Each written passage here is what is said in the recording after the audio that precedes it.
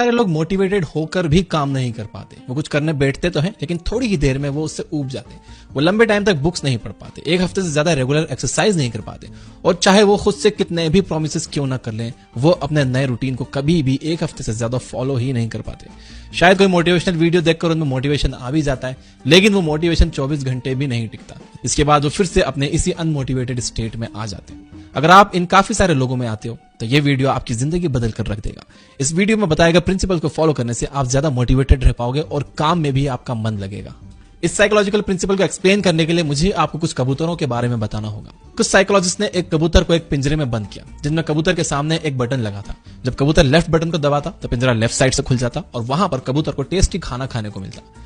Time के साथ कबूतर समझ गया कि लेफ्ट बटन दबाने से उसे खाना आसानी से मिल सकता है। फिर साइकोलॉजिस्ट ने उस कबूतर के सामने 2 बटन रख दिए। जब कबूतर लेफ्ट बटन दबाए तो उसे खाना मिले, लेकिन जब वो राइट बटन दबाता तो राइट साइड से पिंजरे का दरवाजा खुल जाता और उसकी मुलाकात एक कबूतरी से होती। अब उस कबूतर के पास 2 ऑप्शंस थे, या तो वो लेफ्ट बटन प्रेस करके खाना खा सकता था, या फिर राइट बटन प्रेस करके अपने फीमेल पार्टनर के साथ टाइम स्पेंड कर सकता था। जैसा कि आप इमेजिन कर सकते हो, अगर आप उस कबूतर की जगह होते तो आप भी जानते हो आप ज्यादातर कौन सा बटन दबाते। कबूतर ने भी वैसा ही किया। कबूतर लेफ्ट वाले बटन यानी खाना खाने वाले बटन को छोड़कर बार बार राइट बटन को दबाने लगा ताकि उसे एक फीमेल पार्टनर की इंटीमेसी मिल सके।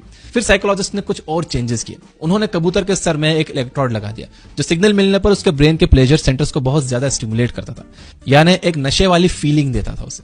इसके बाद उन्होंने कबूतर के सामने फिर से 2 बटन रखे। जब कबूतर लेफ्ट बटन दबाए तो उसका पिंजरा खुल जाए और उसे कबूतरी मिले, लेकिन जब कबूतर राइट बटन दबाए तो उसके दिमाग में लगा इलेक्ट्रोड उसके प्लेजर सेंटर्स को स्टिमुलेट करने लगे। इजी वर्ड्स में, राइट बटन दबाने पर कबूतर को वही मजा मिल रहा था जो एक ड्रग एडिक्ट को कोकेन लेने से मिलता है। अब क्या आप अंदाजा लगा सकते हो कि कबूतर अब बार बार किस बटन को दबा रहा था? वो कबूतर अब बार बार राइट बटन को दबा रहा था। उसे अब अपने फीमेल पार्टनर में कोई इंटरेस्ट नहीं रहा था। एक पॉइंट के बाद तो साइकोलॉजिस्ट ने पिंजरा खोल दिया ताकि कबूतर उड़कर आजाद हो सके, लेकिन वो कबूतर अब भी उस राइट बटन को छोड़कर कहीं जाना नहीं चाहता था। वो उस राइट बटन से एडिक्ट हो गया था और उस पर बार बार अपनी चोंच मारे जा रहा था।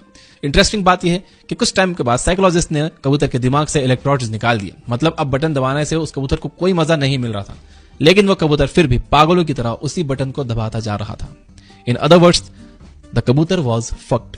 अब आप एक कबूतर से कई ज्यादा गुना स्मार्ट हो, लेकिन कुछ एस्पेक्ट्स में आपका दिमाग भी कबूतर की तरह काम करता है। नेचुरली हम उस काम को बार बार करना चाहते हैं जिसमें हमें डोपामीन मिले। डोपामीन को आप अपने दिमाग का प्लेजर केमिकल कह सकते हो। खुजली खुजाने से लेकर ड्रग्स लेने तक जिस भी काम से आपको प्लेजर मिलता है उसमें डोपामीन का हाथ होता है।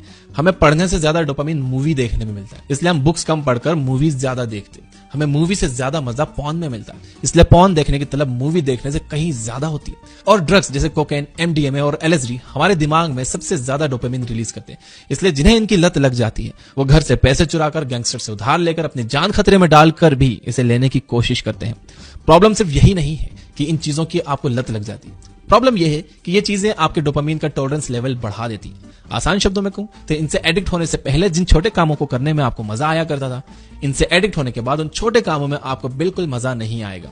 एक फीमेल कंपेनियन मिलने के बाद कबूतर ने खाने वाले बटन को दबाना काफी कम कर दिया था, और ड्रग्स जैसा मजा देने वाले बटन मिलने के बाद उसने फीमेल कंपेनियन वाले बटन को दबाना बिल्कुल बंद कर दिया था। उसे अब इन लो लेवल डोपामीन एक्टिविटीज में कोई मजा नहीं मिल रहा था। वो फीमेल कंपेनियन के साथ रहने पर खुश ही नहीं था। उसे अब सिर्फ ड्रग्स चाहिए थे। डोपामीन सिर्फ प्लेजर केमिकल नहीं है, मोटिवेशन केमिकल भी है।